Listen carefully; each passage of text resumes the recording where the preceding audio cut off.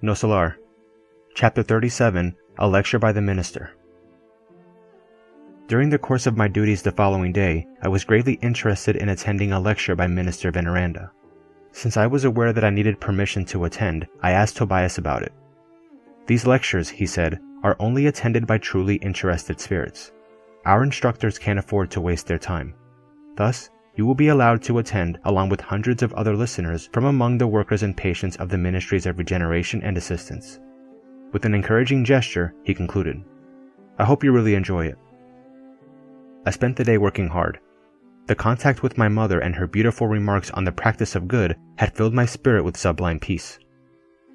As soon as I had woken up, her explanations about the hour bonus raised important questions in my mind.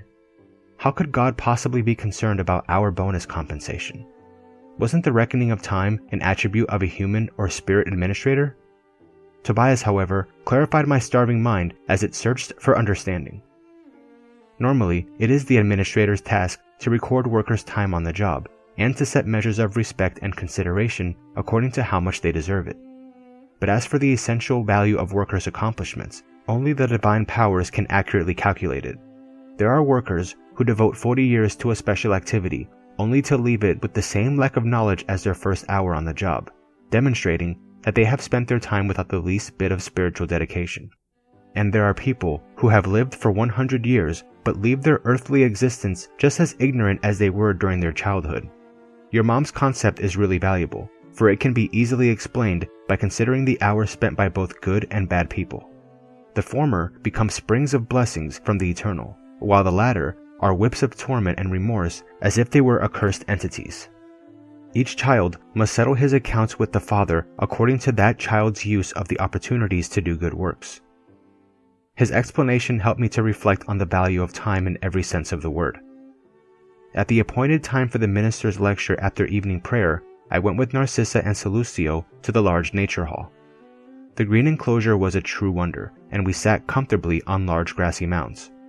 A wide variety of flowers were glittering under the light of beautiful candelabras and emitting a delicate fragrance. I calculated that there were over 1,000 individuals in the audience. By the way the great assembly was organized, I noticed that 20 were seated in a special place between us and the flowery dais, where the lecturer's chair could be seen. I asked Narcissa who they were, and she answered me promptly. We are in the general audience section. Those friends seated there in that special place are the ones who are the most knowledgeable on the subject of today's lecture, fellow spirits who are allowed to present questions to the minister. They have acquired that right due to their devotion to the subject, and it is a right that we may also receive in our turn. Aren't you allowed to sit with them? I inquired. No, for the time being, I may sit there only on nights when the instructor deals with the treatment of troubled spirits. However, there are brothers and sisters who may sit there for lectures on many subjects, depending on the knowledge they've acquired. A very curious procedure indeed, I remarked. The governor, the nurse continued, established that measure for the classes and lectures of all the ministers in order to keep their work from turning into digressions of unfounded personal opinions that would waste everyone's time. Any questions or points of view that are truly useful may be clarified or discussed, but at the proper time. She had hardly finished speaking when Minister Veneranda entered the hall, accompanied by 2 distinguished-looking women, who according to Narcissa were ministers from communication. At the mere sight of Veneranda, enormous joy spread across every face. Physically, she didn't look like an elderly woman at all, in spite of what her name seemed to convey. Rather, she looked like a mature, noble lady, very simple and unaffected. After briefly talking with the 20 fellow spirits in order to inform herself of the audience's general needs concerning the night's subject matter, she began. As usual, I will not use our meeting to make a long speech. Instead, I am here to speak to you regarding a few observations about thought. At the moment, there are a few hundred listeners among us who are surprised by the fact that our sphere is full of forms similar to those on the planet. Haven't they learned that thought is the universal language? Haven't they been told that mental creation means nearly everything in our lives? Many, many brothers and sisters are asking questions as to why there are earth-like dwellings, utensils, and languages here. This reality shouldn't surprise anyone, however. We mustn't forget that up to this point, as far as earthly existence is concerned, we have been living in old spheres of antagonistic vibrations. Thought is the basis for all human spiritual relationships, but we cannot forget the fact that we are only a few of the millions of souls in the universe who have not yet fully submitted themselves to the universal laws. We still cannot compare ourselves to our older and wiser kindred who live close to the Divine Father. Instead, we are among the millions of entities living in the capricious lower worlds of the ego. The great instructors of humankind teach the divine principles and expound on profound and eternal truths in the circles of the globe. In general, we learn about the universal laws via our earthly activities, but we do not obey them, and we acknowledge divine truths without consecrating our lives to them. Might it be possible that by simply accepting the power of thought, human beings could break free of their inferior condition? Not in the least. 100 years in the flesh is a very short amount of time for us to rise to the level of being divine co-workers.